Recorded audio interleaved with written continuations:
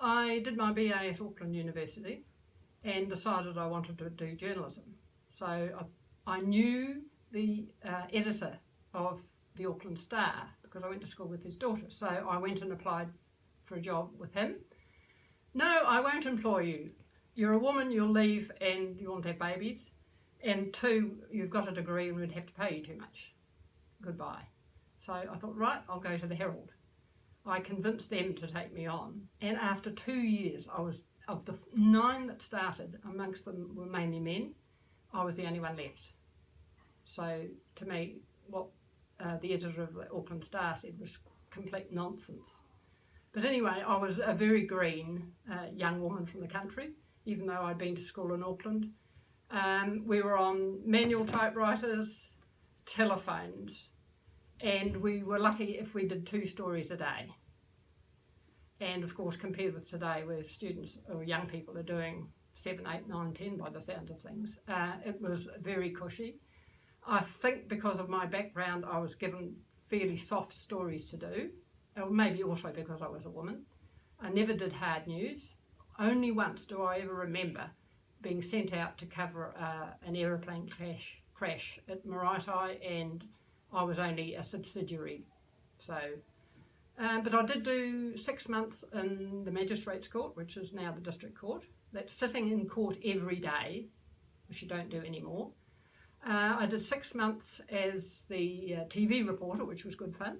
I dared to criticise New Zealand's first drama and really upset the producer, and but still I did.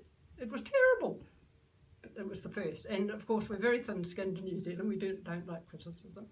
I also did the layout by hand with wax rollers, scalpels, and then in the meantime, towards the end, it became online with computers, and I lost that skill.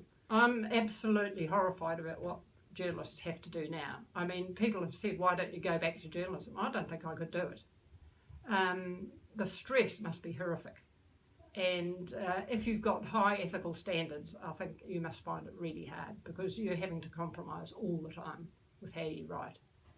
But there are people doing good work. It's just hard to find it sometimes. I'm not the sort of person who goes back, whether it's going back to a marriage or another job. I always like to go forward. And my friends will laugh at me because whenever we drive anywhere, I want to go direct. I don't want to go in roundabout ways. So, and when I make decisions, I make them. Because everybody's been saying, oh, but Alison, you'll come back and do part-time. Oh, Alison, you'll be... No. I've decided I'm cutting it and that's it. It's another step forward. It's been suggested all sorts of things from Citizens Advice Bureau, but every woman who retires tends to go to Citizens Advice Bureau. I want to do something different.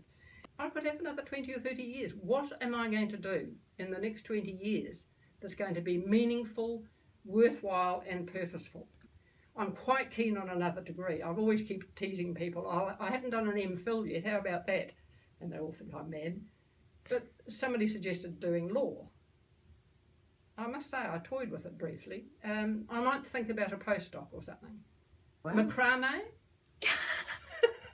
taxidermy. I did have a little mantra. What are you going to do when you retire, Alison? Travel, tramping and taxidermy was one. And then the C's, cramponology, crocheting, and I can't remember the third one.